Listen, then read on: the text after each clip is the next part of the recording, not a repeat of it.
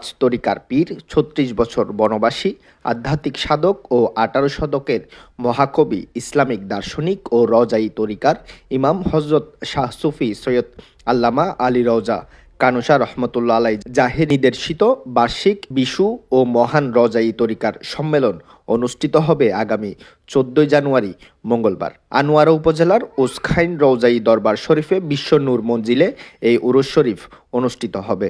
ধর্মীয় ভাবগাম্ভীর্যের মধ্য দিয়ে উরুস উদযাপন করতে সব প্রস্তুতি সম্পন্ন করা হয়েছে।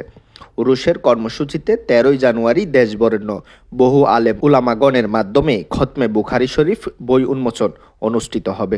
পরের দিন 14 জানুয়ারি বাদ ফজর খতমে কুরআন, বাদে জোহর বাবাজানের লিখিত খতমে খাজাগান শরীফ রওজাই গিলাফ ও পুষ্প অর্পণ, বাদে আসর বাবাজানের লিখিত ইসমে আজম, বাদে মাগরিব মাহফিলে জিক্রে মুস্তফা, বাদে এশা তরিকতের জিকির এবং আখিরি মোনাজাত ও তবারক বিতরণের মাধ্যমে উরুস সম্পন্ন হবে। উরুসের সভাপতিত্ব ও আখিরি মোনাজাত করবেন রজাই যুব তরিকত কমিটি বাংলাদেশের চেয়ারম্যান ও দরবারের সাজ্জাদানশীল পীরজাদা মোহাম্মদ খুরশেদ উল্লাহ রজাই।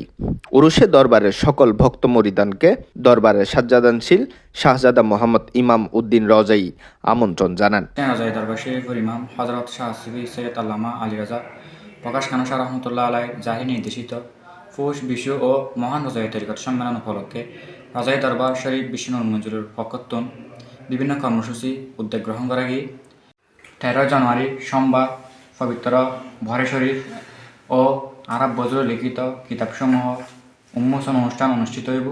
এর মধ্যে দেশবরেণ্য উলামাগণ উপস্থিত থাকিব।